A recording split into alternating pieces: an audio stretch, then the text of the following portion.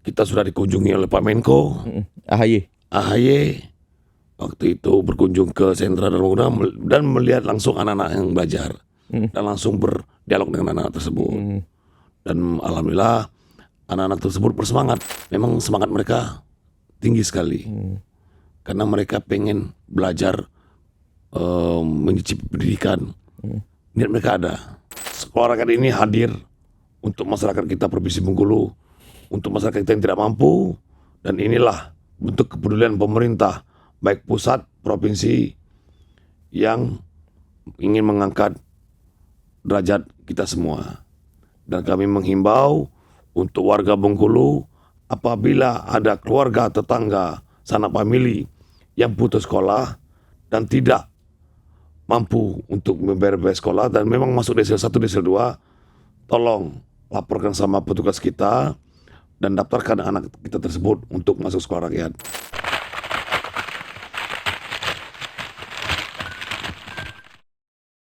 Assalamualaikum warahmatullahi wabarakatuh. Waalaikumsalam warahmatullahi wabarakatuh. Tribuners, berjumpa lagi dengan tribunbengkulu.com dalam Bincang Tribun.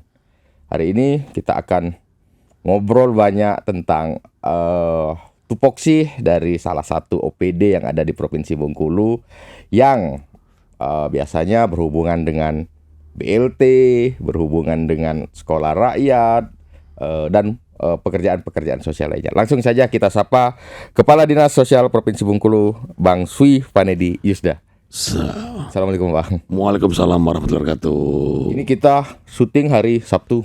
Betul. Harusnya hari libur ini Bang, tapi terima kasih sudah menyempatkan hadir di studio Tribun Bengkulu nih Bang. Ya, kalau untuk bekerja ini kan tidak ada libur. Apalagi kita fokus bantu rakyat, slogannya Pak Gubernur, tidak ada libur. Jadi Sabtu Minggu tetap bekerja, selagi bisa bekerja. Oh, luar biasa. Iya. Pak Kadis, mungkin kita perlu kasih background dulu nih ke Tribuners. Tupoksi dari Dinas Sosial Provinsi Bengkulu ini sebenarnya apa, Pak Kadis? Kalau tupoksi kita banyak ya di Dinas Sosial ini yang langsung berhubungan dengan masyarakat, terutama seperti masyarakat miskin, masyarakat disabilitas, dan banyak lagi seperti panti lansia, jompo, panti anak, dan juga bagaimana cara kita memberikan pelayanan dan membantu rekan-rekan yang membutuhkan seperti itu. Saat ini program-program besar yang sedang dikerjakan apa, guys? Ya, salah satunya program kita Sekolah Rakyat. Sekolah Rakyat. Program strategis nasional Presiden kita Bapak Prabowo, dan alhamdulillah Bengkulu dapat 2 titik untuk tahun ini. Satu Provinsi Bengkulu yang ada di kota Bengkulu, di daerah Kecamatan Selebar, satu lagi di Kabupaten Kaur. Ya. Oke. Nah, background dari sekolah rakyat ini adalah sekolah yang betul-betul dikhususkan untuk masyarakat yang tidak mampu. Betul begitu, Pak? Betulin. Progresnya di kota Bengkulu sendiri seperti apa? Jadi sekolah rakyat ini ditunjuk oleh Bapak Presiden, salah satu program strategis beliau. Ini salah satu jalan untuk memberantas kemiskinan melalui jalur pendidikan. Alhamdulillah Bengkulu dan Kabupaten Kaur sudah memiliki sekolah rintisan namanya.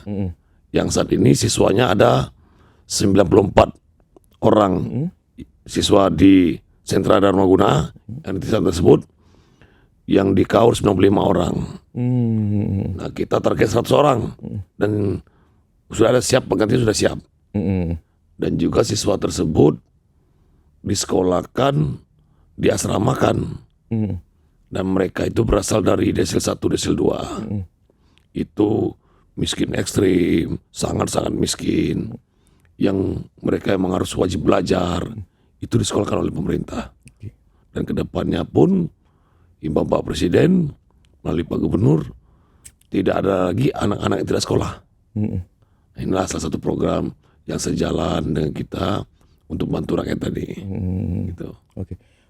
Sekarang memang untuk bangunan utamanya masih progres. Iya. Saat ini anak-anak 94 tadi itu sekarang bersekolah di Sentra Dharmaguna. Sentra Dharmaguna. Ya. Itu proses belajarnya sudah berjalan berapa lama Pak Gadis? Kalau untuk proses berjalan dimulai bulan Juli sampai saat ini. Dan alhamdulillah kita sudah dikunjungi oleh Pak Menko AHY waktu itu berkunjung ke sentra dan bangunan dan melihat langsung anak-anak yang belajar dan langsung berdialog dengan anak-anak tersebut. Dan alhamdulillah anak-anak tersebut bersemangat. Mereka ya disekolahkan oleh pemerintah cuman membawa niat dan bawa badan. Asal niat mau pintar, mau belajar, mau maju, ayo sekolah di sekolah rakyat yang bagian tidak mampu. Yang mereka juga disekolahkan diberikan fasilitas. Baik makan sehari-hari, makan 3 kali sehari, ada juga snack, pakaian disiapkan, tas disiapkan, sepatu disiapkan, tempat tidur, dan diberikan laptop oleh pemerintah. Gitu. Artinya kalau dengan fasilitas yang seperti itu, artinya untuk fasilitas tidak kalah dengan sekolah-sekolah yang swasta yang mahal-mahal itu Pak Gadis ya? Insya Allah tidak. Dan itu akan kita juga membuat anak-anak ini belajar dengan nyaman dan belajar fokus. Dan mereka juga tidak ada HP. Ya apabila orang tua mau melihat boleh malam minggu. Ada kunjungan gitu. Mereka juga disiapkan tempat ibadah. Jadi tempat ibadahnya pun seluruh agama ada disiapkan. Baik itu Islam, Protestan, Katolik, Buddha, Hindu ada. Gitu. Kalau tadi 90-an siswa yang untuk yang di Kota Bengkulu. Itu siswa itu semuanya berasal dari mana Pak Gadis? Yang saat ini masih berasal dari kota. Di kota semua. Itu karena kemarin mau rintisan, kita ambil dari kota. Nah ke depan kalau jadi itu yang dibangun mungkin Desember ini sudah mulai titik nol informasinya dari kawan-kawan PU pusat. Itu bisa kita ambil dari kabupaten kota yang ada di Provinsi Bengkulu. Kecuali Kaur mungkin karena berdiri sendiri, mungkin di aku sendiri. Mungkin yang kabupaten kota tetangga lah gitu. Tetangga. Kita ambil siswa 1.000 orang itu. Dari SD, SMP, SMA. Artinya kalau dari SD artinya nanti ke depan itu sampai kelas 1 sampai kelas 6 gitu Pak Gadis? Betul. Artinya sama seperti sekolah-sekolah biasa Pak Gadis ya? Betul. Artinya nanti ada kakak tingkat, ada junior gitu ya. Gitu. Nah, mereka akan disuruh fokus untuk belajar. Biar semuanya merasakan pendidikan. Tidak ada lagi anak yang putus sekolah, anak yang tidak sekolah. Di saat umur anak-anak kita ini memang wajib belajar. Gitu. Jadi untuk beberapa bulan proses belajar mengajar ini, apa yang Pak Gadis lihat dari sekolah rakyat ini? Jadi saya beberapa kali kunjungan ke sana, melihat anak-anak kita belajar, siswa-siswi kita belajar. Ya yang kita rasakan memang semangat mereka tinggi sekali. Karena mereka pengen belajar menyicip pendidikan. Niat mereka ada. Ya, kami mengharapkan dengan ada sekolah rakyat ini bisa menimbulkan putra-putri bangsa yang terbaik ke depannya gitu. Tidak untuk kemungkinan mereka juga sesuai dengan cita-cita mereka. Jadi pas kita tanyakan cita-citanya apa, ada yang mau jadi TNI, Polri, dokter, dan lain sebagainya. Jadi cita-cita mereka itu sangat mulia untuk ke depannya gitu. Ada cerita menarik dari siswa itu yang pernah Pak Gadis gali Pak Gadis? Ya kalau saya lihat tuh ada sih. Ketika baru-baru belajar, baru-baru masuk asrama, pengen pulang. Pengen pulang, mungkin tidak bisa berpisah dengan orang tua. Jadi pengen pulang, akhirnya dibujuk oleh wali asrama, wali kelasnya dengan pengajar, bertahan. Dan sampai sekarang anak itu semangat. Semangat karena dapat teman-teman yang baru, dapat pelajaran yang memang lain didapat, dapat fasilitas yang bisa digunakan. Nah itu. Jadi memang tantangan untuk kita bagaimana mendidik anak ini bisa punya semangat yang tinggi. Gitu. Tapi kan tentu dinas sosial sudah punya mitigasi nih ketika nanti sekolah rakyat ini terus berkembang, terus tentu akan banyak tantangan ke depan, Pak Gadis. Apa sih kira-kira tantangan yang di depan ini yang kemungkinan akan terjadi, Pak Gadis? Ya kemungkinan ini nanti itu dengan adanya sekolah rakyat ini yang sesuai dengan instruksi Presiden melalui Kemensos, Kementerian Sosial, ya berdasarkan desil. Nah yang kita takutkan dengan ada sekolah rakyat ini yang memberikan semuanya dari negara di bawah Kemensos ini, banyak orang berminat. Tetapi kita punya syarat tertentu dan tidak semuanya bisa masuk. Ini memang khusus anak-anak desil 1, desil 2. Iya. Memang benar-benar anak-anak yang miskin dan miskin ekstrim. Dan memang keluarga tidak mampu. Bisa saja seperti ini.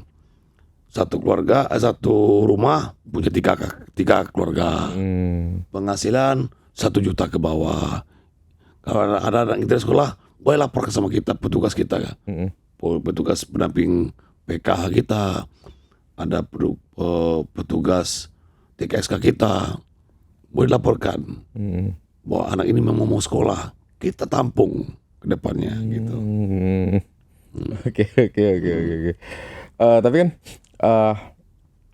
sekolah rakyat ini kan program langsung dari Pak Prabowo. Ya.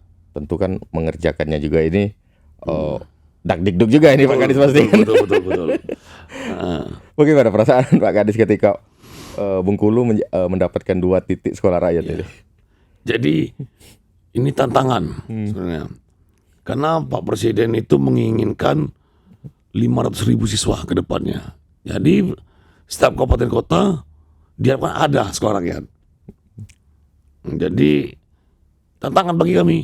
Dan juga setelah didapat itu kami rasa-rasa yakin tidak yakin. Akhirnya kami menguatkan diri, kami yakinkan bahwa kita dapat, dan ini menjadi betul kata Pak Beben tadi, jantungan kita nih. Kalau tidak berhasil, ya alangkah naibnya kita. Sudah diberikan kesempatan untuk membantu rakyat kita di sini, tidak kita laksanakan dengan baik. Dan takut gagal, atau itu pasti ada. Kayak saya selalu mendorong kawan-kawan di kantor saya sendiri yang membidangi, berkoordinasi dengan Kemensos, dengan Balai PU, apa-apa kekurangan kita harus siapkan. Alhamdulillah sampai saat ini Bengkulu masuk dalam 104 tahun pertama dibangun. Nah ketika bingung nih mau curhat ke siapa ini Pak Gadis, peran Pak Gubernur terhadap sekolah rakyat ini gimana? Ya, beliau sangat berperan. Beliau ini berkat kepiawaian beliau, berkat ya semangat beliau, berkat dedikasi beliau untuk Provinsi Bengkulu, mereka selalu mendorong kami. Cepat usahakan kejar. Beliau waktu kami di bulan 5 kalau tidak salah, sebelum finalisasi sekolah rakyat, kami ketemu dengan Pak Menteri langsung. Pak Gubernur mengajak saya ketemu Pak Menteri.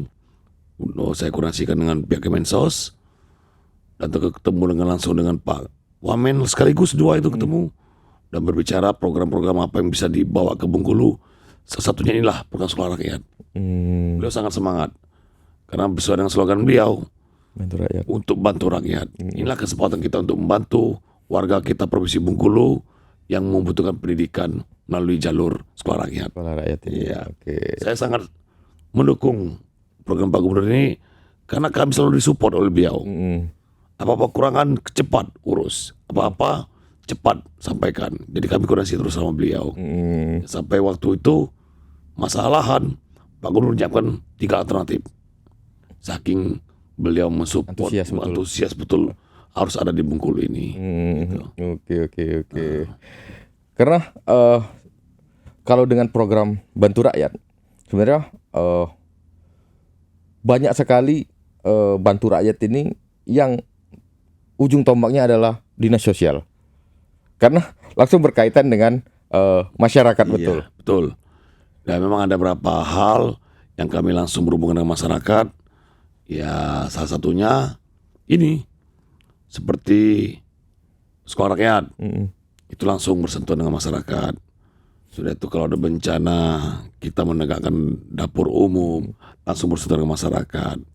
Sudah itu ada beberapa hal masyarakat disabilitas membutuhkan atau masyarakat yang lagi sakit membutuhkan alat bantu, kita beri bantuan. Itu atas perintah beliau. Tidak ada waktu yang kosong untuk berbuat kebaikan. Gitu. Capek enggak Pak Kadis? Sampai saat ini saya masih semangat. Masih semangat Pak Kadis. Kita tidak boleh ada kata mundur, tidak boleh ada kata capek. Oke. Tetap semangat. Oke. Pimpinan kita semangat, kita harus semangat. Oke. Tidak ada kata-kata saya capek Pak, tidak ada. Harus semangat. Oke. Iya. Tapi kalau turun ke lapangan setiap hari, juga harus berhadapan dengan birokrasi juga. Apa sih? Mungkin bolehlah Pak Kadis bagi tips prinsip kerja Pak Kadis itu apa sih yang dipegang? Ya, prinsip kerja kita itu yang pertama betul jaga kesehatan. Jaga kesehatan itu banyak cara. Tidak selalu minum obat. Pertama, makan teratur. Yang utama itu sholat jangan lupa. Ibadah jangan lupa. Berdoa jangan lupa. Karena berkat restu dan dari ilahi kita seperti ini. Ibadah, olahraga saya juga jalankan. Memang saya olahraganya ya tapi yang ringan-ringan. Seperti main bola. Enggak ringan itu Pak Kadis. Main bola 2 kali dalam 1 minggu. Sudah itu makan ya kalau makan saya sih akui kurang teratur tapi saya tetap makan. Diusahakan jangan telat ya. Jangan sampai telat, jangan ini diusahakan. Dan minum vitamin seperti vitamin orang zaman dulu. Bukan minum vitamin racikan ramuan gitu. Ya, racikan ramuan gitu, yang tradisional gitu kan. Juga satu lagi doa keluarga. Doa anak, istri dan anak-anak. Serta doa rekan-rekan, termasuk doa dari Tribun untuk saya, alhamdulillah. Jadi intinya jangan pernah mengeluh dan jangan pernah mengatakan tidak bisa. Ya kita coba dulu, kalau tidak bisa baru kita. Kalau belum dicoba udah mengatakan tidak bisa kan salah. Iya, betul. Gitu. Oke. Balik ke sekolah rakyat tadi Pak Kadis. Itu untuk pembangunan fisiknya nanti itu kapan kita mulai prosesnya? Nah, untuk pembangunan fisik sekolah kita, insya Allah Desember ini akan dimulai dengan total anggaran 251 miliar. Langsung Satker PU yang ada di sini mengerjakan. Jadi kita provinsi ini menyiapkan lahan. Iya. Dan setelah itu kita usulkan akan dibangun oleh PU, Satker PU di sini. Dan insya Allah itu akan dibangun kurang lebih 26-27 item. Asrama putra-putri, asrama guru, asrama wali guru, wali asrama, rombel belajar SD, SMP, SMA, perpustakaan, tempat ibadah, seluruh agama, fasilitas olahraga, baik olahraga seluruhnya ada, seperti lapangan sepak bola, lapangan basket, voli, semuanya disiapkan. Atau seperti tempat lokasi untuk bercocok tanam juga akan disiapkan. Jadi banyak sekali yang akan dibangun nanti itu. Dan Satker PU punya target 8 bulan harus jadi.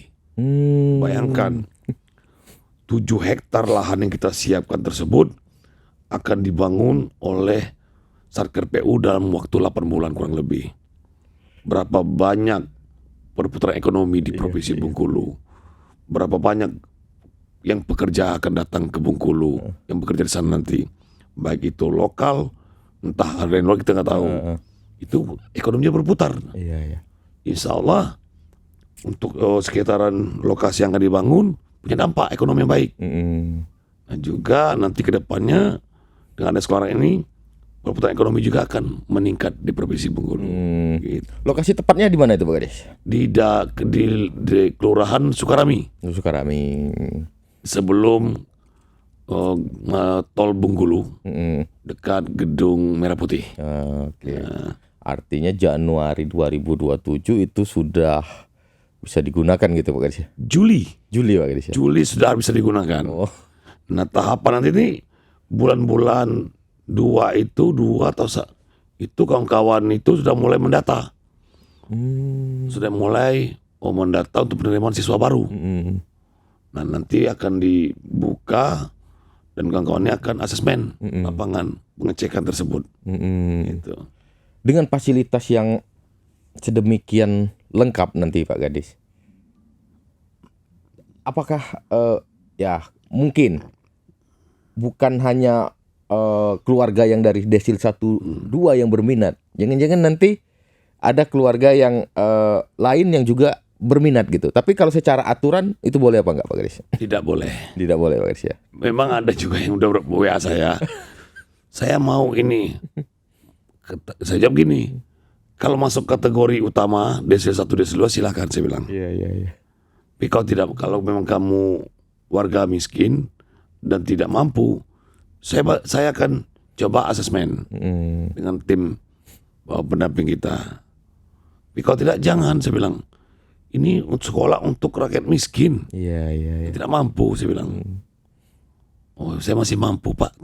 Ya udah jangan, saya bilang.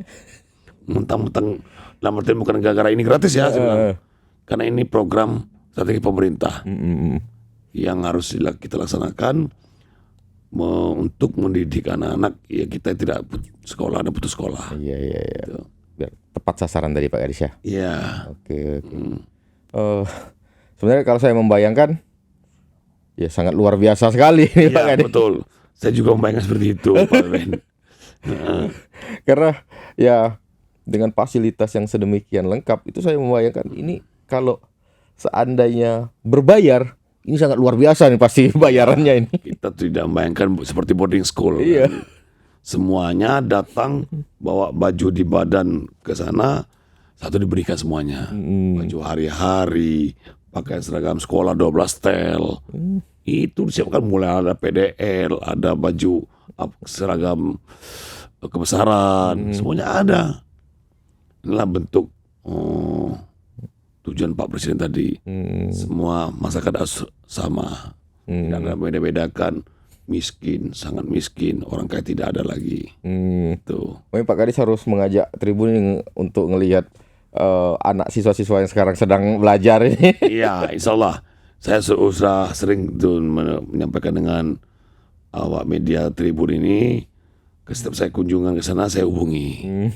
Nah, jadi kita bisa melihat anak-anak yang belajar sekarang ini kan ada 94 orang nih. Dan kita punya target sebelum habis tahun ajaran udah 100 orang lagi. Gitu.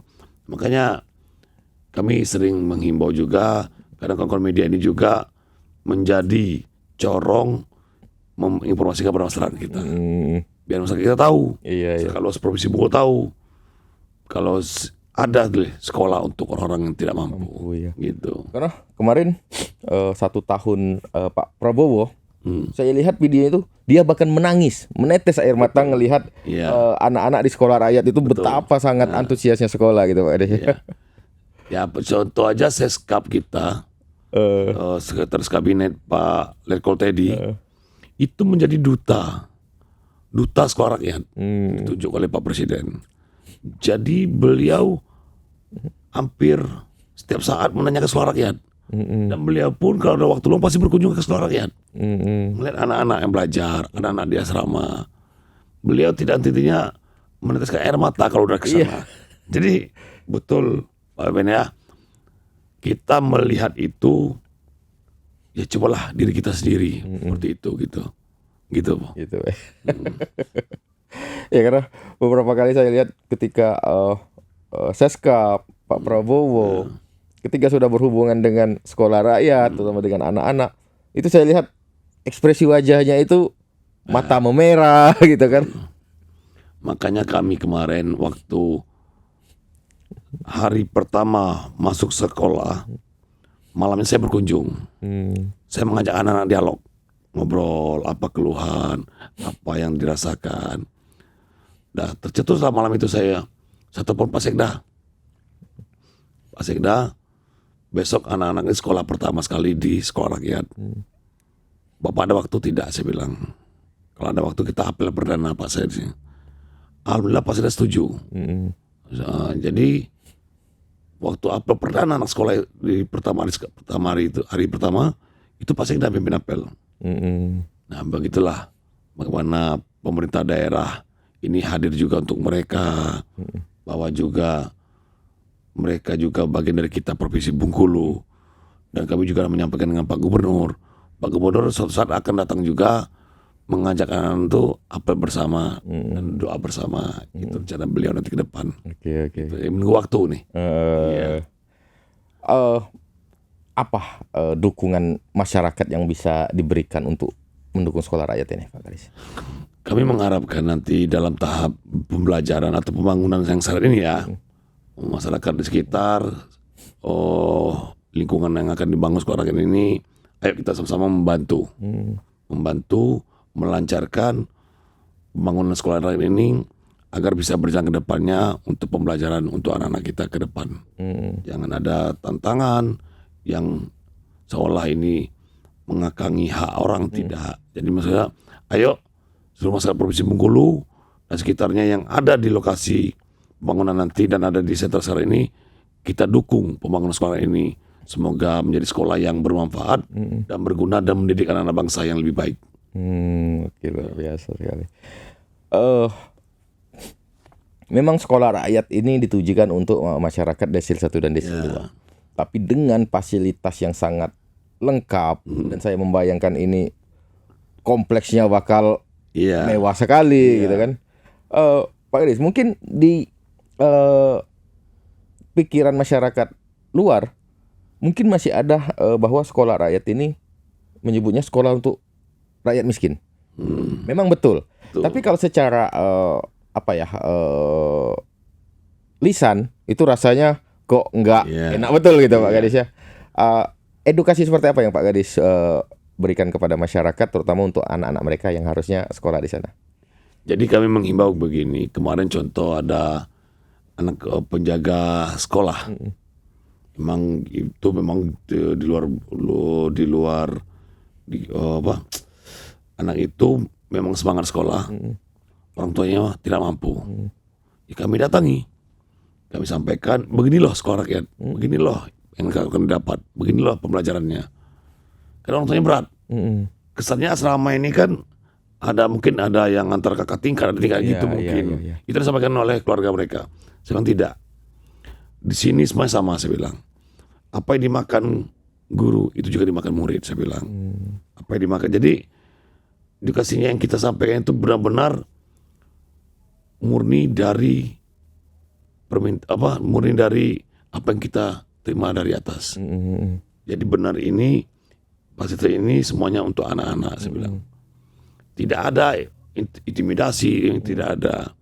Jadi memang mengajak orang-orang masih keberatan yang dianggap nanti mereka bayar, tidak. Ada itu. Nanti kami bayar, Pak. Tidak ada pembayar. Sedikit pun tidak ada. Malahan ini baru wacana ya. Baru wacana yang kami dengar. Tapi belum, ini baru wacana dari Pak Presiden. Orang-orang tua siswa nanti yang tidak mampu, kalau memang ada fasilitas yang bisa digunakan di sekretariat sekolah rakyat, itu akan diajak buka usaha, itu loh tujuan Pak Presiden kita. Nah, itu baru wacana. Gitu. Tapi bisa jadi nanti terrealisasi gitu, Pak. Insya Allah, kalau kita berdoa sama-sama, semoga angka kemiskinan di Provinsi Bengkulu ini bisa berkurang dan semua masyarakat Provinsi Bengkulu makmur bersama-sama. Oke. Artinya mungkin masyarakat Provinsi Bengkulu, Tribuners, bahwa sekolah rakyat ini bukan sekolah asal-asalan, Pak Kadis ya. Ya, betul. Dengan fasilitas yang tadi diceritakan Pak Kadis, dibuat sangat lengkap dengan luas lahan yang sangat luas dan juga dengan guru-guru yang betul-betul sesuai dengan standar. Artinya sekolah rakyat ini, ya kalau saya membayangkan, ini sudah sangat sama dengan sekolah-sekolah bonafit swasta gitu. Hanya saja memang betul ini atas intervensi pemerintah gitu. Nah, Pak Kadis, mungkin untuk sebelum kita mengakhiri obrolan ini, sebenarnya masih banyak sekali yang ingin saya gali. 1-2 statement Pak Kadis tentang sekolah rakyat ini yang harus diketahui oleh masyarakat Provinsi Bengkulu. Silakan Pak Kadis. Oke, kami menyampaikan